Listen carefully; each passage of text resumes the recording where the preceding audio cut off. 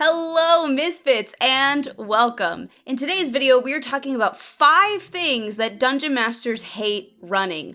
Yeah, so it's the Halloween season. I'm thinking about things that are scary, things that might be a little spooky, and then I was also thinking about, being a dungeon master and playing D&D. And so I was thinking about, what are 5 things that kind of scare me as a dungeon master? And this is the list of 5 things that I came up with. Now, let me clarify just a few things here. These aspects of the game are things that cause some extra stress, maybe cause the blood pressure to rise just a little bit. It doesn't mean that we completely hate them and dislike all aspects of them, but it means that it's not the easiest aspect of running the game. So that's what I mean by that. I am sure the things on my list are not the same as the things on your list or somebody else's list, but to each their own. We all have different likes and dislikes, so, if it's not the same as yours, that's totally fine. Just, be kind in the comment section. So let's get into this list here.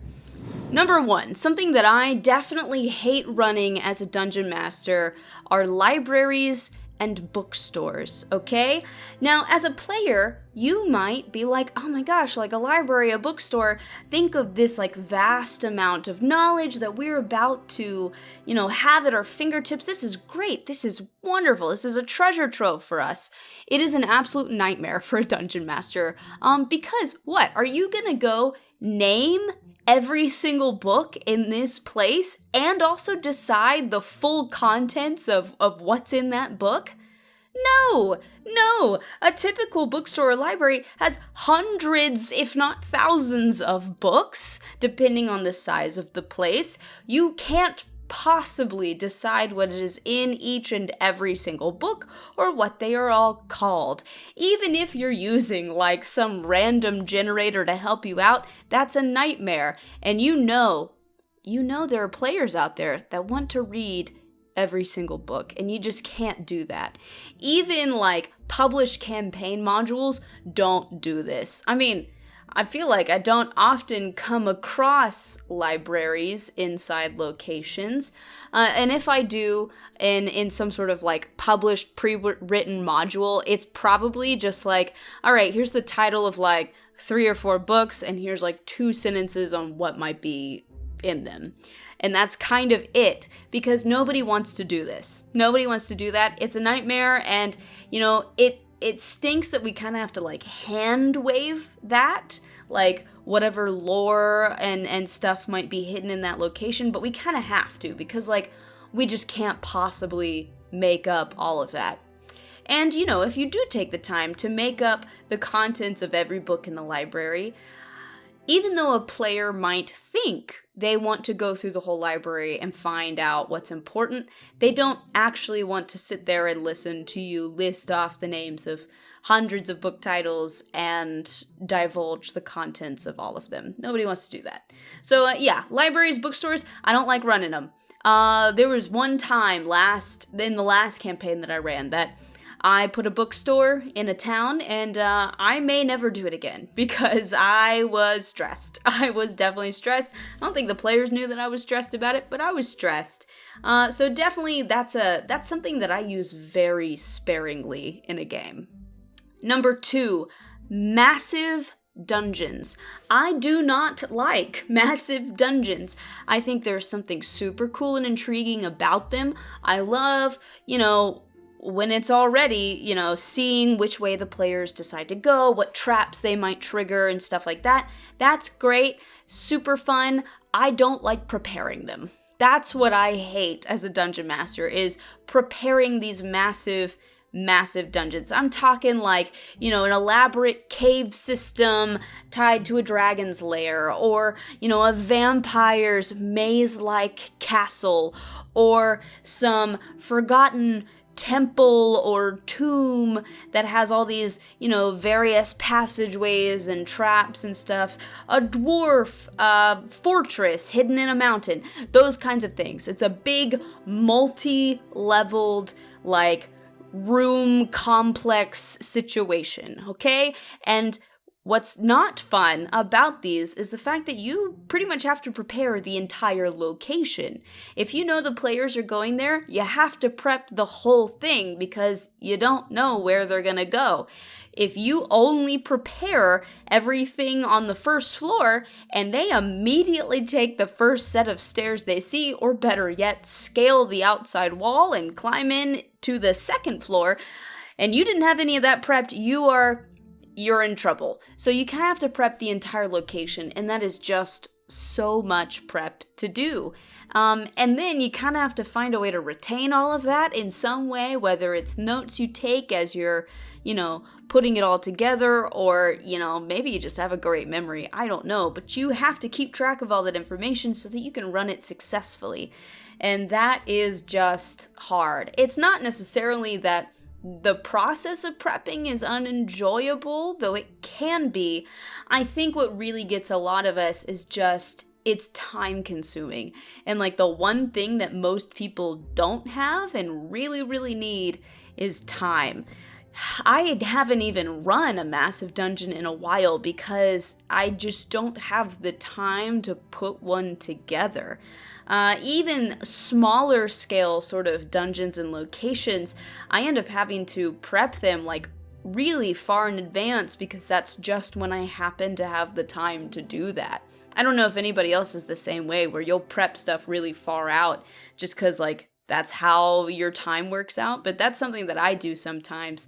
I mean, there's a location that my players just got to and just explored, and I made the map and prepped that location 7 months ago, and they just got there. So yeah, prepping massive dungeons, it's not my favorite thing to do. It's just really, really time consuming, and it can be really difficult keeping track of all the ins and outs of each room and hallway and trap and the lore tied to the location and stuff like that. It's just a lot to deal with.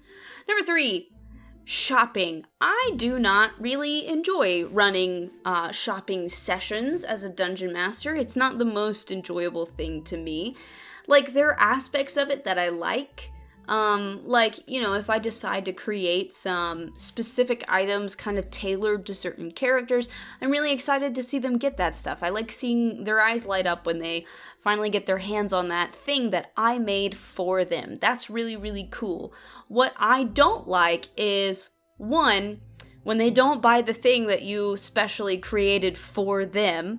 That's not super fun. 2, when they're really on the hunt for something completely different that you didn't even think about or prepare for, and then you have to, on the fly, try to come up with some sort of price for that and figure out if it would even be sold in this town.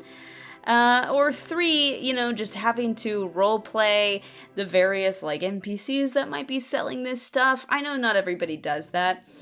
Some people sort of hand wave a lot of the shopping.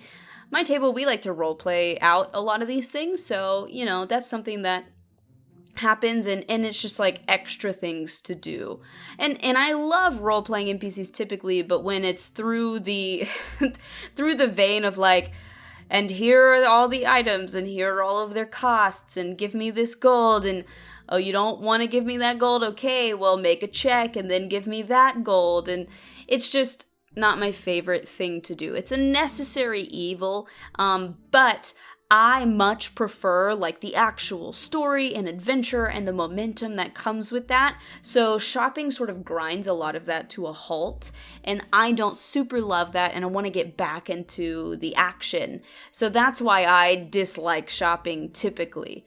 And also mainly because I don't like having to waste time trying to figure out what things cost, because D&D doesn't like listing prices for stuff. So that's also really, really annoying. I am not hopeful, but it would be so nice if in this new Dungeon Master's Guide that they are about to roll out that they put the costs of things in the book. That would be great.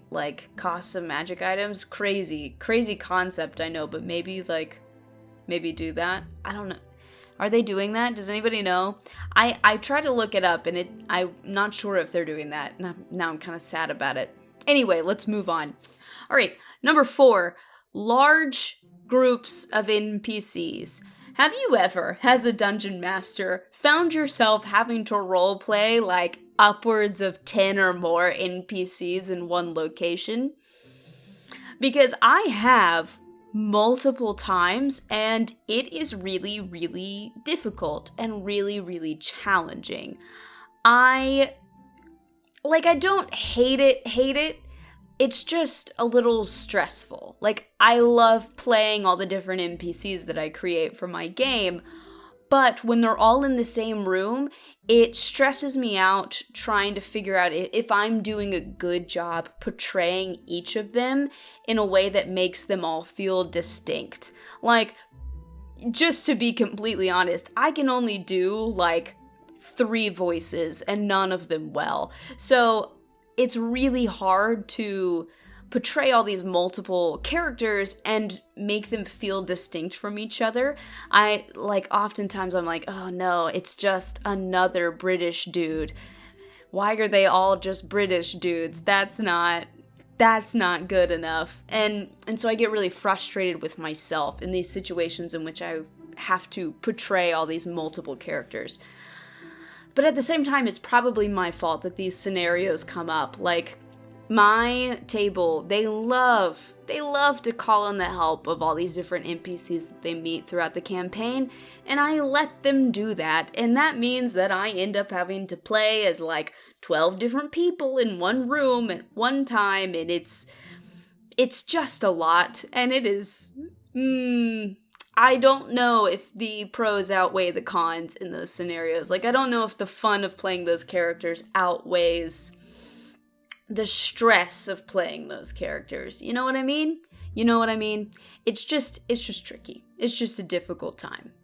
All right, number 5, I hate running smart characters. Specifically smart villains. I don't know if you've been in this situation, but there is just something really frustrating about a villain that is meant to be really, really intelligent, because I am not. I am not like this mastermind, genius level villain. And so it is so hard to portray these characters in a way that feels accurate to them, because I can't do it. Like, Curse of Strahd's a great example. He's supposed to be, like, a really intelligent character, and he is so difficult to run correctly because of that. Or, like, a lich. A lich in its lair, they're supposed to be really smart. They've spent sometimes, like, centuries, working on their craft and studying stuff. Like, being really intelligent, and it is so hard to portray that accurately. And then you end up fumbling and making some stupid mistake or miscalculation, and then the character gets beaten really easily, and then your players are like, oh, well, I thought they were super smart. And it's just because you're stupid, and that's why they're not, a convincing villain. It is so, so, so hard. And, like, I love a smart villain. I do. I just doubt my ability to play them super well. I try really, really hard, but I do not think I succeed every single time. It is very difficult. It is very, very difficult. And I'm sure many of you have been in that position before at one time or another. And if you haven't yet, you will one day. One time, you are going to run some villain that's supposed to be smart, and you're going to be made to feel pretty stupid. And you know what? That's okay. That is A-okay. I feel like I want to put an honorable mention on this list. So, like, honorable mention would be combat. I hate combat. I know a lot of DMs out there do not hate combat. But the reason why I hate combat is because I am either always on my turn or always being attacked, which means I have no time to figure out what the heck I am doing. And I always feel like I'm holding up combat because I'm just stressed about it.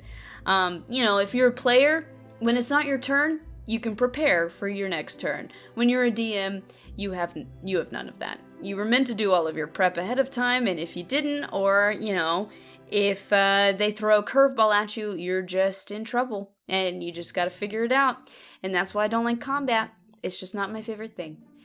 Anyway, these were 5 things, or technically 6 things, that DMs hate running, or at least this DM hates running. Did you agree with my list? Did you disagree? If you disagreed, leave a comment down below. Tell me things that you hate running as a Dungeon Master. Tell me things that you would add to this list. I would love to hear about that. But if you enjoyed this channel, if you want to support me and things like that, feel free to like and subscribe. That stuff really, really helps me out. But way more important, leave a comment down below. Talk to me down there. The engagement on this video is what helps other people find it and helps other people find this channel. But with all of that said and done, I hope you guys have a great rest of your day, a great rest of your week, and I will see you again next time.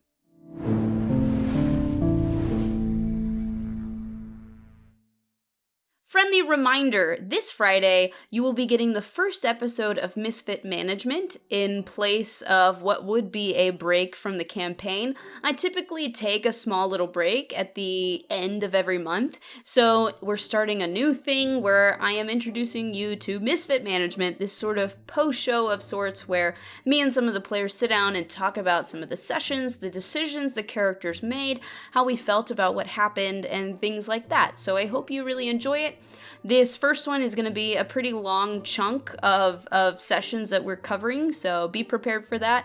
From here on out, they will probably only be covering like 3 or 4 sessions at a time. So just enjoy that, and yeah, see you next time, guys.